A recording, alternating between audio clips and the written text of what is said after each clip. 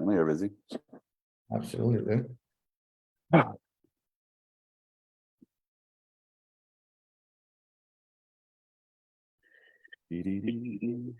also have to make sure that I am like.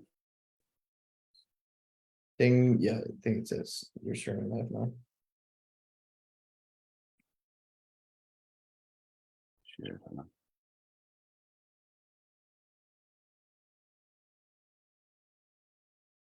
Wait a minute or two. I'm good to go. Cool. I gotta tag you. Hold on. Worst thing about moving around in hotels and stuff like that is you're always at the mercy of their internet. You are literally at the mercy of all of their internet. I don't know how all these lunatics are digital nomads and all the rest of that great stuff that they want to fucking push on people. But what it's all built out to be, I tell you that. Yeah, It ain't all that. it's not easy. It's not easy. Yeah, that's what I Have was you done saying. the digital nomad carry on? Oh yeah, dude. As soon as the pandemic hit, I waited like 4 months and then moved to the beach in Costa Rica. Lived in a hotel suite for about 6 months. That was crazy times.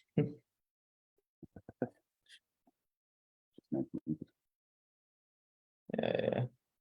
And funny enough, yeah, I ended up coming back to the city because dude, it was too much party. Like the pandemic never hit that part of the world. So All right. Okay. I think we're all good to go. I'm with my very, very good friend, Gabe, who did me the honors of coming all the way from, Costa Rica or Puerto Rica? We came all the way from there to London. To come to our London event, which was massive for me, which was massive for people to put that amount of time, effort, finances, and commitment into it. So I think over the last couple of months, you've really exploded, really developed, and really kind of took control of everything. So just give us a good rundown of who you are, where you're from, and what you are currently doing. Let's plug a little bit here for you. yeah, dude. So you said my name is Gabe. I come from Costa Rica. What I do sales coaching now. So I help companies with their sales process, all the way down from setting all the way up to handling objections on the calls and all the good stuff we learn here at Objection Box for sure. So yeah, I have a big line with over 100 different clients themselves, and then I have 15, 16 clients of my own here in Hispanic America. And I cannot say Latin America anymore because I have clients in Spain now, but that's about it. Yeah. Yeah. Shit. Yeah, I think we've built in the last year 8 people who get paid for sales training. Yeah. That's sales managers, sales consultants, that's fucking people that actually take on their own personal clients. I think we built 8 in a year. That's pretty awesome, isn't it? Yeah, dude, I think it happens naturally. I mean, for me personally, I was meeting a guy that does marketing here in Costa Rica. He's kind of big in the space, but he sucked at sales, and he was kind of begging. And that's when it clicked for me. Like, okay, if this guy learns a few things, he'll crush it, right? And that's how you bring more to the table. I literally just went through this with the guys in family. If you want to do really, really well in this industry and in this space, you got to bring more to the table than just closing deals. Because if it's just about closing deals, you're like one of 1,000. Yep. You got to up level your skills. You got to present more, and you got to have more. You got to be able to do more. Because if you don't, you're in trouble. Yep. So give us a rundown. Like what I suppose, what were the big kind of key decisions you made when you joined the Objection Box? That's what people want to hear. That's what they love to hear. The key decisions when I did what? Sorry. What was the big kind of decisions that you had to make when you joined the Objection Box? Like, what was the purpose of joining? Dude, to be honest, I started working with Henry and Riz. You probably know those guys, right? And they were crushing it with sales, and they were doing it in a much different way than I was. And so for me, it was a no-brainer in terms of I need to learn what these guys are doing because I'm already doing well. Like I was consistent enough to not have to worry about like fluctuations and lead flow and all that stuff. But Mm. I wanted to crush it to the next level. And as soon as I met those guys, that was it for me. Then I realized they learned from you. And I think I told you when I came into the sales school with you, like, dude, I know the quality of your training. I know the results you're bringing into the table. I've seen it myself good enough to have to have come to this call, right? And so Yeah. I'm kind of ready now. Yeah. But yeah, I mean, I think like the biggest decision that came around with closing was becoming the leader I needed to become in order to not just close more deals, but help other people. Because that's the biggest thing that you teach, I think. It's not how to overcome objections, but it's how to actually help people with through your leadership, right? Which Mm. is not letting them go back to their lives with their bullshit excuses and stuff. And so I think that was the biggest thing that I've learned and absorbed from you is it's literally helping people get out of their own way, right? How were you stuck on that? Because that's really interesting, and I appreciate that. Just to give people some context of what Gabriel just talked about. So I ended up coaching a lot of people of the company that Gabe used to work for, and Gabe was seeing the results, and Gabe was like in a position of, hold on a second, what the fuck has changed? What changed was they were learning from me in the company, but that's how you ended up coming and working with me as well. But just to kind of go back a second, when you were talking about, that leadership, what was showing up in your calls that made you feel that you weren't being the leader that was needed? That's I key. was a good guy, no, not a good leader. And so that's something I learned from a friend. The opposite thing of being a good guy is not being a douchebag, it's being a good leader. And then I came to consolidate that with you in terms of a good guy is used to listen to people and kind of agree with them and not want to make them feel bad and all that stuff. And so in the calls, that's the way that I would act, right? I didn't want to persist, I didn't want to push them, I didn't want to like talk Yeah. to them in a cold way. But then a good leader doesn't care. Mm. A good leader is not afraid of you not liking me. I'm here to do what's best for you, and that's it. Whether you like me or Shows not, up right? when you're not a good leader, because that's what people are going to understand more so than the terminology that we're using here. What shows up when you're not a good leader, when you're not able to ask the questions, when you're not able to fucking, get people out of their own way? What happens? Nothing shows up. That's the thing. No deals come Nothing from shows up other than objections the and problems and exactly. concerns and issues that you can't overcome and that you can't help people out of their own way. Yep. Once you figure that out, that's when you started to grow and that's when you started to push. That's when you started to build your own thing as well, right? Yeah. A few months afterwards, started seeing the results. Like there's a small group of online entrepreneurs in my country, and so I became part of it. And in a few barbecues, we would just talk, or a few meetings, we would just talk about it, and they would all be impressed about how I would handle the sales and stuff.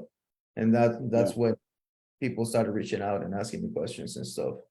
And again, it just naturally transitioned into that, right? I think the first client I got, I literally told them more than I thought they could pay or they would be willing to pay. Just so they said no. But I guess they were sold at that point, and so same thing again. It just Then it's yes. I literally yeah, just went through this with the guys in family, and you're literally just carbon copying exactly what I said to them.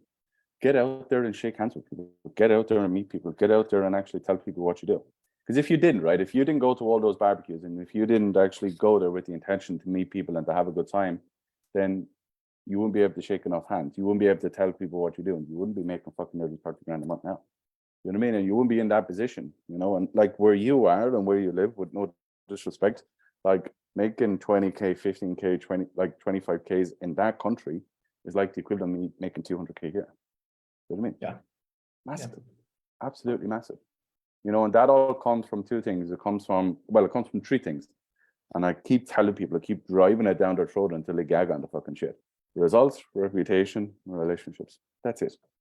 Because if your results go before you, if your reputation, it goes before you, and if your relationships, you're not a prick, you're not a wanker, you're someone that people want to spend time with, you're good in places, you're not awkward, you're not like psychotic, you're like a normal person that people actually want to engage with. That's the game, you know. And it's the person that understands that is the person that's going to fucking get to where you've got to. That's what makes me proud, because when you just do and you just put the work in and you actually achieve, that makes me proud, you know, because it's like you just did what we need you to do, and that's the outcome. That's what you get, you know. Yeah. And that's the goal. Yep, That's the 100%. goal. 100%. Yesterday, one of the guys from the elite program actually posted looking for an offer, and I commented on the offer, like DM me because I might have an offer for you, right? And that was the funniest thing, because 5 minutes later, I had like 20 likes on previous posts from the group. That person started checking my wins. And I just thought of you, like, yeah, sure, it works. People actually notice Yeah. this one. Yeah, So yeah. it's like, and that's what I was saying to the guys that are on. Like, people look at your profiles as if that's your CV these days. Yeah. There's no such thing as a CV. There's no such thing as your cover letter. There's no such thing as send me over, you know, your, I suppose, your qualifications. Yeah. Your qualifications is what people see these days, you know. And if you want to be considered as a fucking player and you want to be considered at the top table, then you got to do what the people at the top table do. And you got to do it fucking for endless amount of time, you know. What do you think was the big help for you when you came in? Or what was the big, because I'm sure you've done other sales training. I'm sure you've not like just done nothing. I'm sure you've developed in whether it's marketing, sales, you know, fulfillment, whatever it may be. Like, what do you think has helped the most inside? I think number one was the community. It's full of freaking killers and people willing to help, and not willing to help, but going the extra mile to help the new ones and stuff. And so that really helped a lot. But then the fact that you are on every single training, the fact that you are teaching the main topics, and the fact that I can sit down and learn from you, I think that was the biggest thing for me. And then from there, again, just the way you lead others, right? Okay, I think I came in a few times, yeah, 2 or 3 times. I made some dumb questions. You called me out on my BS and let me go back to doing more training, and I really needed that, right? Because in my own ego, I think I delayed it a little bit at the beginning, because I thought like, I know this shit, and I just didn't go deep enough into the training. But once I Mm, started just implementing it, it clicked. It just changed everything, right? And so yeah, I think that was it. Again, same thing that I told you when we were in London. Like, I'm not coming here to learn any of the new stuff. I know I've already learned from you all these things, but I just want to absorb the energy, right? I just want to know how it feels to be close to these people in person. And so, yeah. yeah, being able to absorb that from the group as well, through the live sessions, through the role plays, through the also calls, all that stuff, really helped. Yeah, I think that's really key as well, you know, because like we live in a square box, if you think of it. You know, sometimes it's about going out. Like, I don't have to come to America anymore. I'm going to be very egotistical right here and tell people I don't have to come to America anymore for my business to work. I just don't. I don't have to do this. The reason I want to do this, and the reason I want to go to places like Miami, LA, or whatever, Houston, New York, and all of these great places, is because I want to actually meet people. I want to actually sit down with people. I want to actually engage with people. I want to invest in people, you know, invest in their space, invest in their time, invest in shaking their hand, invest in giving people hugs, invest in actually physical interaction, you know, because that's what's key. You know, we can spend all our time in a fucking square box, but it's not until you're in a place, and it's not until you feel someone's energy and you feel their presence and you feel their space, that it takes things up another level, you know. And that's the key. I can pour and pour and pour education down people's throat. When I'm sitting in a room with someone and I fucking call you out and I say to you, you're being a prick right now and you're not doing what's needed to fucking get your family to where it needs to be, it hurts, it stings, it goes through you like a fucking, like a bullet. But sometimes that's what's needed, you know, sometimes that's what it requires, and I run the team the exact same way. There's a set standard inside. You got to hit the standard. If you don't hit the standard, then you're not part of the team. It's just how it works. And everyone should walk and talk and have that in their life every single day, you know. And I do fail, and you fail. We all fail, but I'm going to be very kind of philosophical now. It's not about failing. It's about getting up again and going again, you know.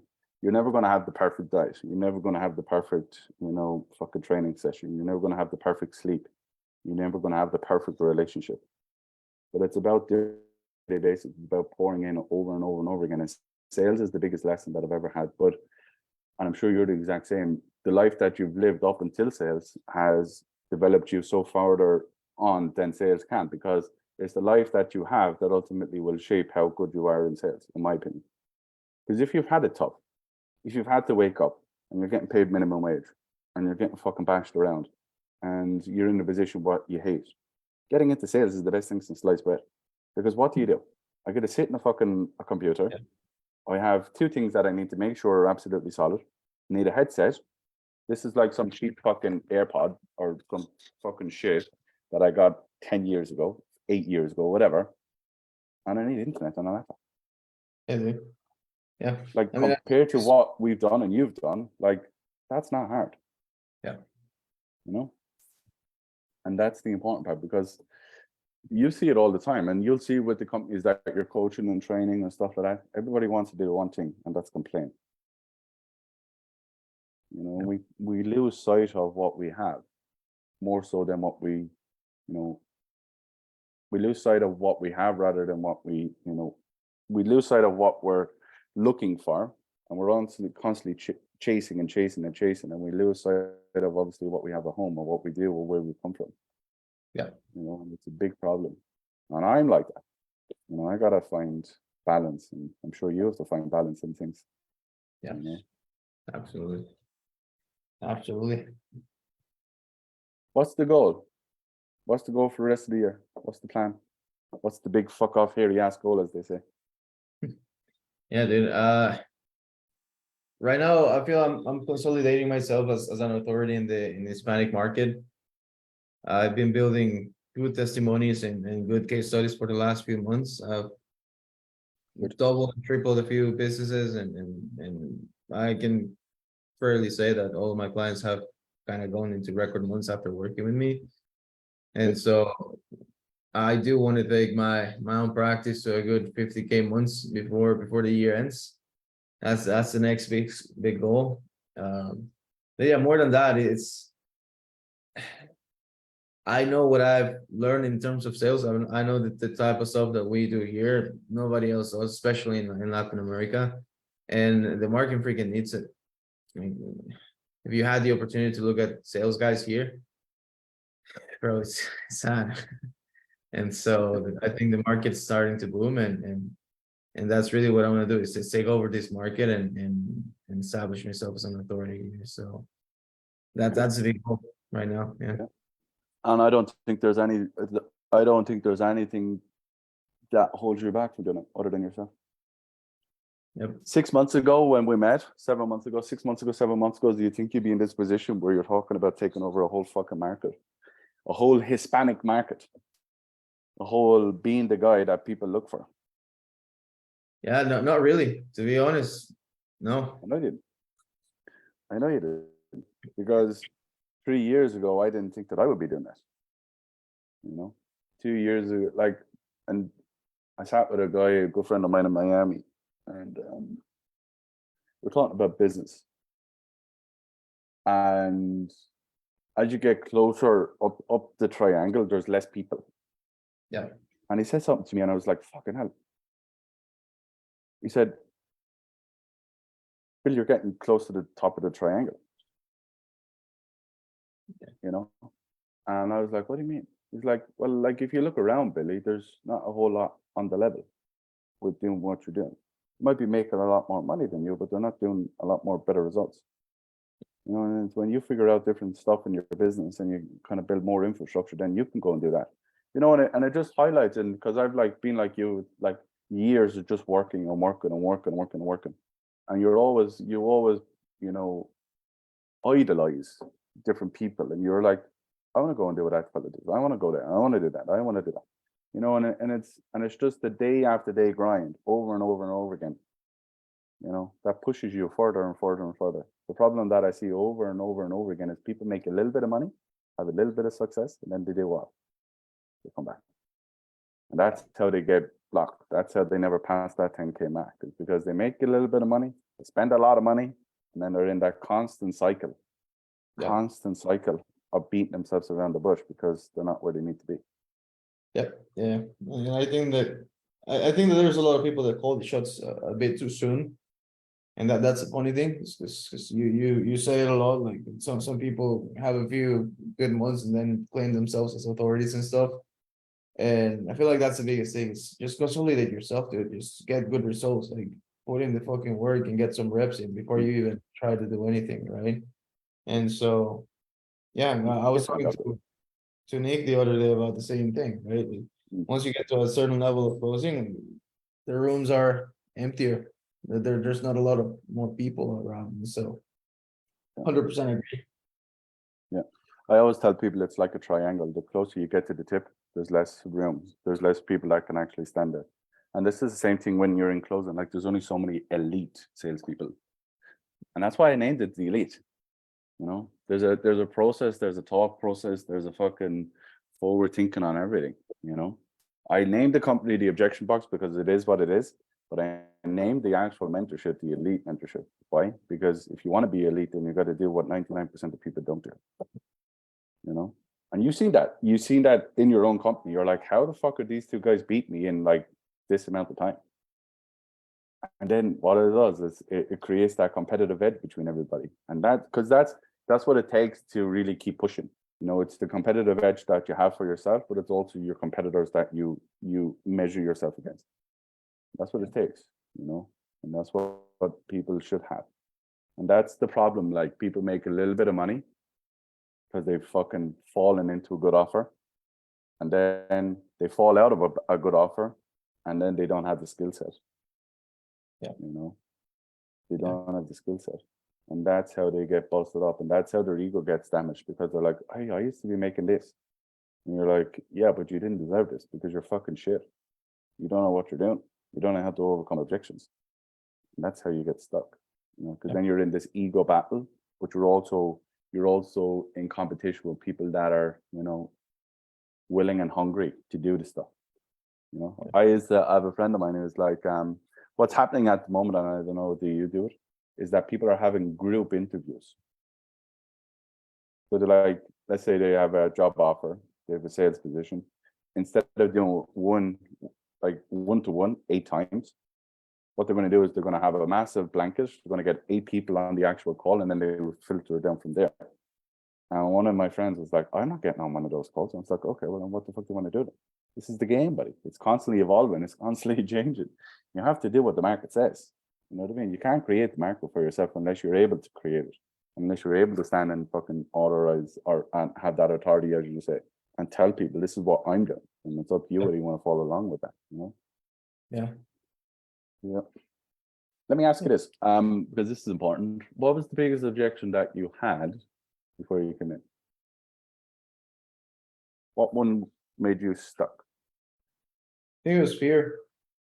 And I mean, I think that's just in general, 80% of the times that you get an objection, it's at the end of the day, it's fear. I'm sure there will be other things around it, but fear is always the biggest factor. And yeah, I mean, quite literally, a few of my clients have come and said that learning how to handle fear has changed their life since. That's probably the biggest one. Yeah. Yeah, I love the fear objection because you're just like, tactics go out the window after, like with the funneling that I gave you. It goes out the window once you get like, if you think here into the middle, you know, it's just getting them to accept that it is fear that they're facing. And then you're just going to be like, I have to coach you whether you're going away, my friend. Yep. I used to love fear. I still do today. Fear is the best one. Why? Because you can literally see people change their life in front of you. Yep. You know, what better skill set in the world than to be able to see somebody change their life in front of you? It's crazy, isn't it? Like if you think about it like that. Like for unskilled fuckers, Do you know what I mean? Like for people that have fuck all credentials and fuck all like masters or, you know, bachelor's degrees, or haven't invested 8-10 years into fucking being a doctor or a psychiatrist or this or that or whatever, to be able to have that amount of influence over people because you learned the skill, you learned psychology, you learned behaviors, you learned mentalities, you learned, you know, intricates of, you know, nuances and words. And you know what I mean? If you think of the skill set like that, you know, think of how much money we can generate for ourselves and companies and people, and to think of how much time and effort we have to put in. It's absolutely abstract. It's just wild to even think of, isn't it? Like if you really sit back and think of like what we get to do on a daily basis, the money that we get to generate for ourselves without having to put 10, 15, 20 years into something. Sir, I used to harvest coffee for about $6 a day back in the day. So it's crazy. Like if you told, like that's your USP, that's your story. That's how you take over your market. Because that, like, how many people will be able to associate with that in your hometown, in your home country, in your area, in your part of the world? How many people will be able to turn around and say, well, if this fucking fella who used to pick coffee beans and make $6 a day can do that? Like if you think, well, like if you make $6 a day, going from $6 a day to $2,000 a month, that's life changing for that person. 100%. And then going from 2,000 all the way up to 20,000, that's like generational stuff. Like you start investing in property, you start investing in businesses, you start laying the foundations like I've always asked you to do. Like your kids will never, ever, ever be worried again like you are. And the same with my kids. You know what I mean? My kids never have to worry about things if I just keep doing what I'm doing. You know, that's the hunger. That's the idea of keep moving things forward. Yeah. You know, like what a story that is. If you go from picking beans at $6 a day to learning this high level skill and taking control of your life. Thank You you. sit back and say to yourself, fucking hell, do you see, like, does that scare you? That would scare me. You think of how far you've grown. Yeah. Not Yeah, I scare, mean, but like humbling, but also it would also, I mean, scare me to think of like, I can't go back, you know, it give yeah, me motivation to keep going. absolutely. Dude. I mean, you kind of build higher floors, right? And so once you get to a certain level of skill set, you know, the lowest you're ever going to fall is doing 10K a month on a bad offer, right? It's pretty much it. And so, That's the low end now. Yeah, like that's it. You know what I mean? As you said, your ceiling becomes your new floor, and your new floor keeps moving up and up and up and up, and that's how it works. yep. Yeah. Buddy, I love everything about you. I love who you are. I love what you do. I love this whole market that you want to go for. And you know me, anything you need from me, buddy, to go and do it, I'm all ears. I want to help. I want you to fucking go and light it up. I want you to take control of all of that stuff. And I want you to be the guy there. Absolutely. I always try and leave the last words for all you guys, because people are, you know what I hate? I'm going to tell you now, I'm going to go on a rant. You know what I hate? I hate when people do like these kind of posts and stuff like that, and it's all scripted. And it's all like, say this, do that. This is the question I'm going to ask you. This is what I'm going to say here, and this is what I'm going to do. I don't like to do that. Why? Because it's just not natural. I like to do a bit of a free ball and just kind of have a couple of points of where you are now, and then kind of have a chat. But I always leave the last thing for you guys. I always want you guys to leave with words of motivation, words of encouragement, what people should do, where they should go, what they should look at. So that's for you now. That floor is for you. If you, I suppose, 4 or 5 years ago, were in a position, because some people are in that position, or some people have been in other coaching programs, because that's where you've come from as well. You've been in other things. Like, what would you be saying to that person? What would you be asking that person to look for in order to help them transition and push their life forward? I think the biggest thing is to learn to love yourself, for as cheesy as that may sound. In sales, especially if you want to lead the way, you really do gotta love people without a limit to it. Like when you're sitting in front of a stranger and you don't know them, you don't know anything about their lives, but you gotta help them. Like the purest thing that you can do is love the person in front of you and really want to help. And I think that's the biggest thing that I've learned from you as well is you seem like a tough dude, but you love everyone and you love us more than I'm looking around. I gotta keep going. I can hear you. absolutely. So yeah, I think that's the biggest thing. And I mean, if I can think back and just talk about my journey, that's it. The times and the moments that I started recognizing myself with my potential and stuff, and loving myself, that's when I was able to help more people. And that's when I was able to, yeah, No, not this get hat. I'm gonna plug a hat. There's a friend of mine that I started a company, and what you've just basically said is his company. His name is Jake Thatcher, and his company is called Love People. The hat is around here somewhere. On the hat it says Love People, and so I wanted to give him a quick plug because that's exactly what you just said. Well, you're so right. You know, people perceive me to be a hard bastard. you are. Oh yeah, you're right. People perceive me as a hard bastard, and someone that is very ruthless and very kind of like direct and heartless. And it's actually contradictory. That's the word I'm looking for. Yeah, I didn't pronounce that right. Anyway, I care about people so much that I'm willing to be the villain in the story in order to help you out of your own way. Yeah. Do you know what that reminds me of? And I'm not saying this in any way, great shape, or form, and don't take this the wrong way. There's the storyline of Batman is when he becomes the villain in order to protect the good people. You ever see that one where what's his name? I only watched it there the other day, where Two-Face this conversation is gone what? Where Two-Face, remember his whole face got burnt up? Yeah, And yeah, then yeah. he couldn't tell they couldn't tell that the good guy ended up being the bad guy, so Yeah. Batman took the blame. And that's what you just reminded me of, because sometimes it's about telling people they're overweight.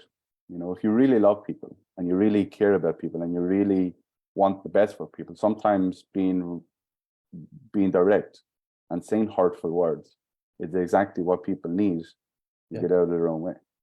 Because if I was the guy, right, I've been on other programs, I know other sales trainers and most of them are garbage.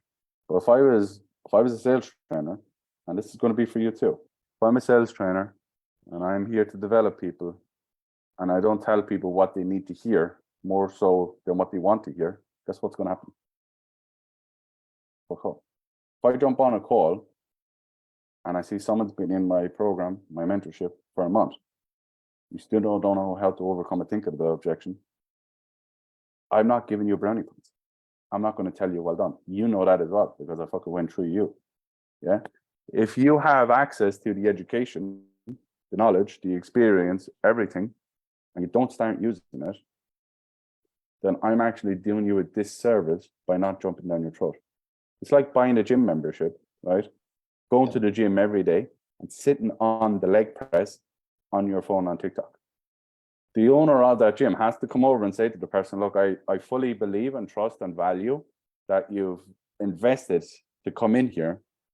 Coming in here and sitting on TikTok, looking at cats jumping out of trees isn't going to fucking shed off that fat that you want to get rid of. So you're either going to do two things. You're either going to get up off the leg press and leave someone sit down that actually wants to work out, or you're going to start working out yourself. What do you want to do? Yeah. And sometimes it's mean, but sometimes it's exactly what people need, and that's the reality. Yeah. Gabe, I appreciate you, buddy. Thank you very much for coming on. If you need anything, please do come and let me know. Guys, if you have questions for me or Gabe or anything about Elite, anything about family, anything about the objection box, you want more information on it, you want to obviously come in, you want to do the work, you want to fucking do what Gabe has done, going from fucking $6 a bean man to building his his own empire. This is the part. Sales is the part. And the person that does sales the best is going to get paid the best. So look, I appreciate you, Gabe. Go have a good weekend. I'll see you next week. And I appreciate all you guys jumping on. Like I said, if you have any questions, please do come and let us know. Me and Gabe will do our best to answer anything that you have. All right. Thank you, guys. Gabe, see you, buddy. Ciao, ciao. Hey, buddy. Bye.